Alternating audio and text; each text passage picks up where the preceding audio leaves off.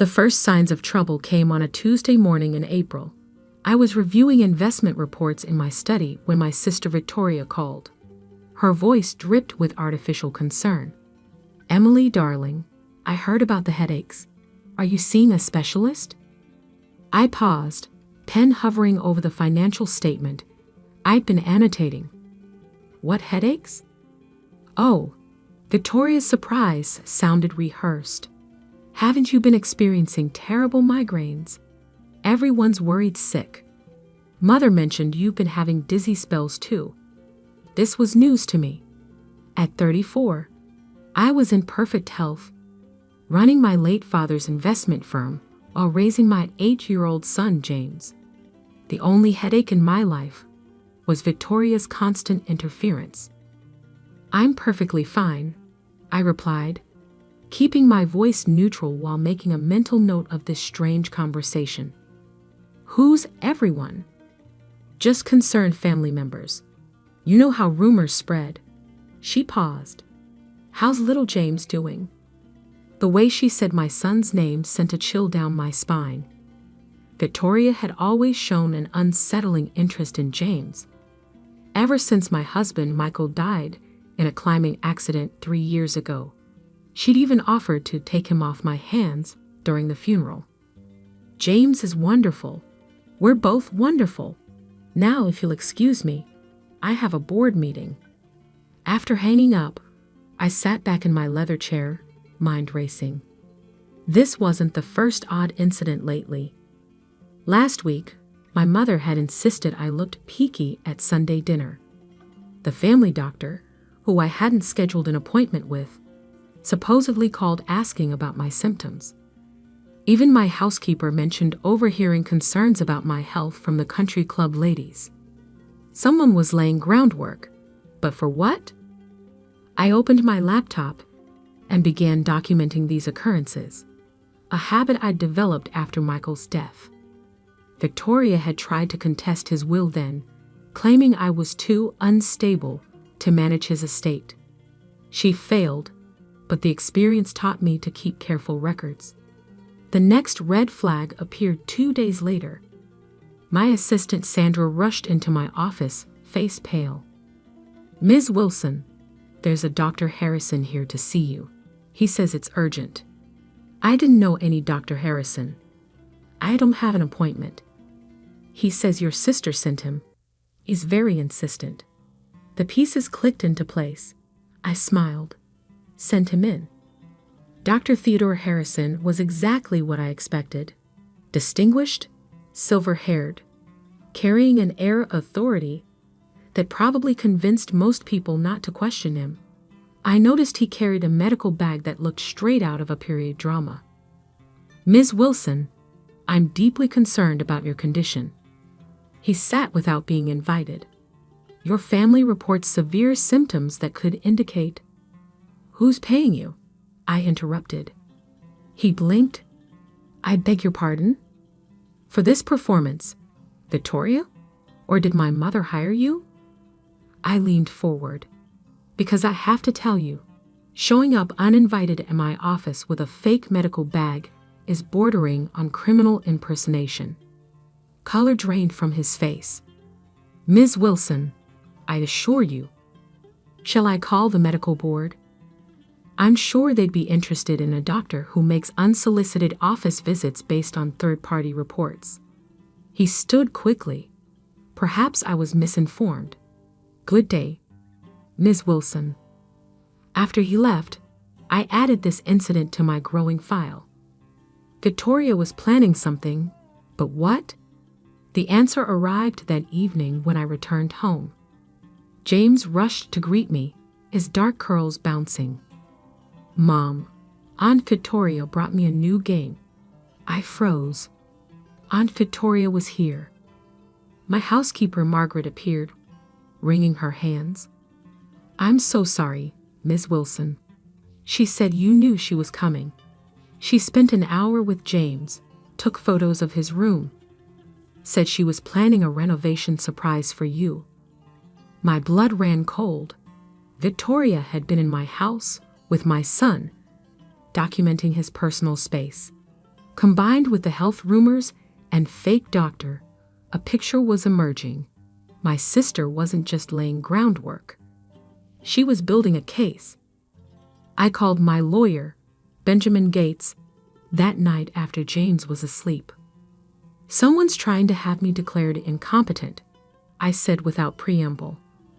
Ben had defended me against Victoria's previous attempts to seize control of Michael's estate. He understood immediately.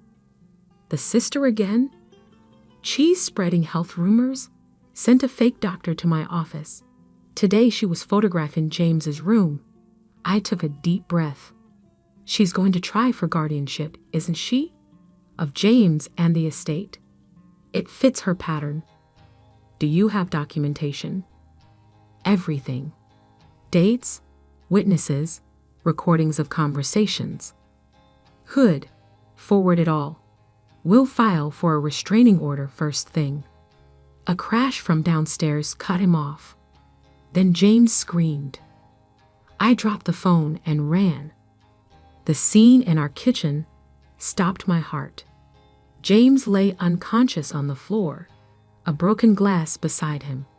Margaret knelt nearby, checking his pulse. "He just collapsed," she cried. I was getting his bedtime snack end. I never heard the rest. Something struck the back of my head, hard. As consciousness faded, I caught a glimpse of designer heels, Victoria's favorite Louboutins. "Sorry, sister dear." Her voice floated above me. "But you're just too sick to care for James anymore." Then darkness took me. I awoke to beeping machines and white walls. A hospital room. My head throbbed where I'd been struck. As awareness returned, panic set in. James. Where was James? I tried to sit up, but found my wrists restrained. A nurse rushed in. "Please calm down, Ms. Wilson. You're in good hands. My son is safe with his aunt. She's been granted temporary emergency guardianship given your condition." The pieces fell into place. Victoria had orchestrated everything. The health rumors, the fake doctor, the witnesses to my supposed instability. Now she had James. "I need to speak to my lawyer," I demanded. The nurse smiled sympathetically. "I'm afraid that's not possible in your current state. Doctor's orders. Now rest." Over the next days, I pieced together Victoria's plan through overheard conversations and glimpses of paperwork. I'd been admitted for acute psychotic episodes and paranoid delusions. Victoria, concerned about my deteriorating mental state, had installed cameras in my house, capturing my erratic behavior and neglect of James. The evidence was overwhelming. Every conversation I'd documented, every precaution I'd taken, now painted a picture of paranoia. I'd played right into her hands. But Victoria had made one crucial mistake. She assumed that once she had me committed, I'd be powerless. She forgot that I was my father's daughter too. On my 5th night in the hospital, a young orderly named Marcus brought my evening medication. Unlike the other staff, he looked me in the eye. "The blue pill is new," I said quietly. He nodded. "Started today." I smiled. I don't take medication without reviewing the literature first. Hospital policy allows me to refuse treatment. Marcus glanced at the door. They'll force the issue. They can try. I met his gaze. "How much does night shift pay here, Marcus?" He blinked. "Excuse me." "Because I can offer better. Much better." 2 hours later, I was presumed dead from an allergic reaction to the new medication. Marcus, whose sister coincidentally worked in the morgue, helped facilitate my transfer to the funeral home. Victoria had taken my son, my company, my life. Now I would take everything from her, starting with my own funeral. I spent the next week in a safe house, monitoring Victoria's movements through the PI I'd hired. She worked fast, consolidating her control over my assets while playing the grieving sister. She moved James into her house immediately. The funeral was scheduled for Saturday at St. Michael's Cathedral. Victoria spared no expense, inviting hundreds of guests to witness her performance as the devoted sister tragically inheriting her unstable siblings' responsibilities. I watched the live security feed as guests arrived. Victoria held James's hand tightly, accepting condolences with practiced grace. My mother dabbed at dry eyes with a monogrammed handkerchief. Board members and business associates filed in, already courting Victoria's favor as the new head of Wilson Investments. The service began. Victoria approached the podium, champagne glass in hand for the final toast. Classic Victoria, turning a funeral into a celebration of her triumph. "My beloved sister Emily," she began, voice trembling perfectly. Though troubled in her final days, she would want us to celebrate life. To honor her memory by ensuring her son and her company are properly cared for. She raised her glass. To Emily, finally at peace, and to new beginnings. The massive cathedral doors creaked open. Sorry I'm late to my own funeral. My heels clicked against marble as I walked down the aisle. Victoria's champagne glass slipped from nerveless fingers, shattering at her feet.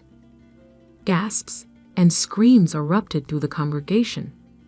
My mother fainted dead away, but I only had eyes for one person. "James," I called softly. "Come to Mommy." My son broke free from Victoria's grip and ran to me. I lifted him into my arms, breathing in his familiar scent. Victoria stood frozen, face ashen. "But you're dead." I saw the death certificate. The body. "You saw what you wanted to see," I smiled. "Just like I wanted you to." The doors opened again. Police officers filed in, led by Benjamin Gates. "Victoria Wilson," the lead detective announced. "You're under arrest for attempted murder, fraud, and conspiracy." As they led my sister away in handcuffs, I held James close. Victoria had forgotten the most important lesson our father taught us. Never underestimate someone with nothing left to lose. But my sister's arrest was just the beginning. The real war for Wilson Investments was about to begin. And this time, I wasn't playing defense. The media called it the funeral resurrection. Security footage of my entrance into St. Michael's Cathedral went viral within hours. Local news vans surrounded Wilson Tower, desperate for comments about the CEO who came back from the dead to expose her sister's plot. But I had more pressing concerns. The formaldehyde smell won't leave my hair. I complained to Marcus, the orderly who'd helped fake my death. He now sat in my restored office, accepting a check that would ensure his sister in the morgue remained equally helpful if questioned. "Small price for justice," he replied, tucking the check away. Though I admit, watching Mrs. Victoria's face when you walked in, that was priceless. I smiled, remembering my sister's champagne glass shattering on the cathedral floor. How was she enjoying her accommodations? County jail's finest cell. No Louboutins allowed. Victoria had been denied bail, deemed a flight risk due to her substantial offshore accounts. Accounts I discovered and frozen just hours after my resurrection, using emergency powers as the reinstated CEO. A knock at my office door interrupted us. Benjamin Gates entered, looking pleased. "The board just finished their emergency session," my lawyer announced. "They've officially rescinded all changes made during your absence. And the guardianship papers for James? Nullified." The judge was particularly interested in the forged medical records. Victoria's hired doctor rolled over completely, gave up everyone involved. I nodded, unsurprised. Dr. Harrison had seemed the type to save himself when cornered. What about Mother? Ben's expression darkened. That's more complicated. The police found evidence she was involved in planning your commitment, but proving criminal intent. I don't want her arrested. I stood, walking to the window overlooking Boston's financial district. I want her ruined. My mother, Elizabeth Wilson, had orchestrated family dynamics since I was a child. She'd always favored Victoria, the daughter who embraced her social climbing schemes. When my father died, leaving me in charge of Wilson Investments, Mother had seen it as a personal insult. Now she'd helped Victoria try to steal everything, including my son. The annual shareholders meeting is next week, I mused. Mother still holds 20% of company shares through her trust. Ben raised an eyebrow. Inherited from your father. Irrevocable. Nothing's irrevocable if you know where to look. I turned back to my desk, pulling up an encrypted file. Father left me more than the company. He left me insurance. The file contained years of documentation, questionable property deals, tax evasion schemes, offshore accounts Mother had hidden from Father. He'd known about her financial infidelity, but kept the evidence private, protecting the family name. Release this, Ben warned, and the scandal won't just destroy your mother. It could damage Wilson Investments. Unless, I smiled, unless it comes out during an SEC investigation triggered by Victoria's crimes.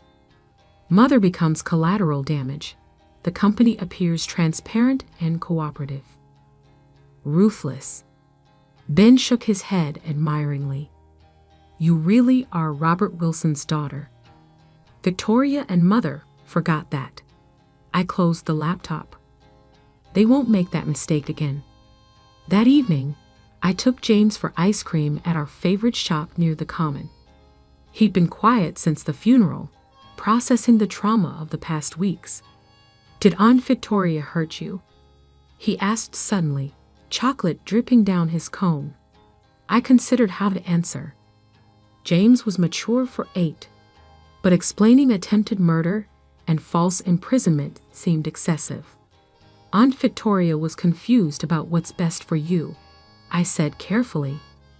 She thought she should be your mom instead of me, but she was wrong, and now she has to face consequences for her bad choices. He nodded solemnly. Is she going to jail? Yes, sweetheart, for a long time. Good. He licked his ice cream. She made me eat vegetables with every meal, even breakfast.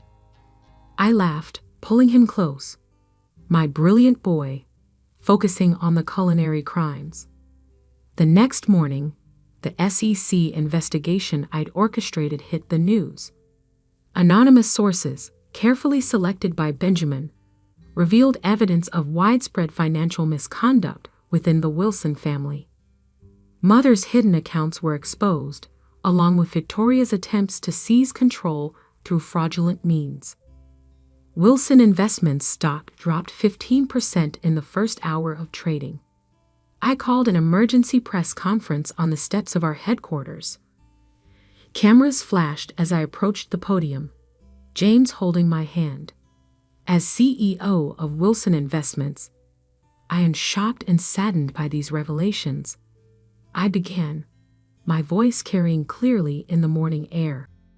While I was targeted by those seeking to abuse their positions within the company, my commitment to transparency and ethical business practices remains absolute.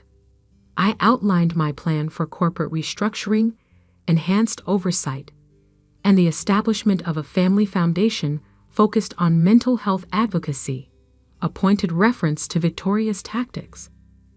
By market close, our stock had rebounded. The business press praised my decisive leadership in crisis. Major clients privately assured me of their continued confidence. Mother wasn't so fortunate. The scandal destroyed her social standing. Her country club membership was quietly revoked. Charity boards asked her to step down. Former friends suddenly had scheduling conflicts when she called. I found her in the family mansion's conservatory, surrounded by dying orchids she'd neglected during the crisis. "Come to gloat?" she asked without looking up. "Come to give you a choice." I placed a document on the table beside her. "Sign over your shares to James's trust. Admit yourself to a private wellness facility in Switzerland for a year.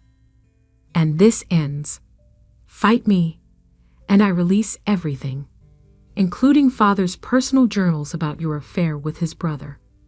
She finally met my eyes. "You really are going to destroy me. You tried to take my son." My voice was ice. "Be grateful destruction is all I'm offering." The charges against Victoria took months to process. She accepted a plea deal. 15 years for attempted murder, fraud, and conspiracy. No possibility of parole. I visited her once before she was transferred to federal prison. She'd lost weight, her designer clothes replaced by an orange jumpsuit, but her eyes still burned with familiar hatred. "Proud of yourself?" she spat. "You've ruined everything." "No, Victoria. You ruined everything. I just survived." She lunged forward, stopping when her handcuffs caught. "I deserved to run the company. Father knew you were weak," he told me. "Father told you what you wanted to hear. He knew you'd try something like this eventually." I stood to leave. "That's why he left me in charge." "I'll get out someday," she called after me. "And when I do, you'll what? Try to kill me again?" I turned back. "That's the difference between us, Victoria. You keep trying the same failed tactics, while I learn from every attack. Come after me or James again, and prison will feel like a vacation resort." Mother spent 18 months in her Swiss retreat before returning to Boston. She sold the mansion, bought a modest condo in Back Bay, and learned to live without social influence. We saw her occasionally at holidays, but the relationship remained cold. James thrived, showing an early aptitude for business that made me suspect he'd run Wilson Investments someday. I hired Marcus as our head of security, rewarding his loyalty with a career path. The orderly's sister moved from the morgue to medical school, her tuition mysteriously paid by an anonymous donor. 2 years after my resurrection, I stood in my father's old office, my office now, studying his portrait above the fireplace. The artist had captured his knowing smile perfectly. "You were right, Dad," I said softly. "Always prepare for betrayal, especially from family. But make the punishment so complete, they never dare try again." A knock at the door interrupted my reflection. My assistant entered with quarterly reports showing record profits. Wilson Investments hadn't just survived the scandal. We'd emerged stronger. I signed the reports, my signature bold and clear. Emily Wilson, CEO. Victoria had tried to steal my life, my son, my company. Instead, she'd given me the opportunity to prove exactly why Father had chosen me as his successor.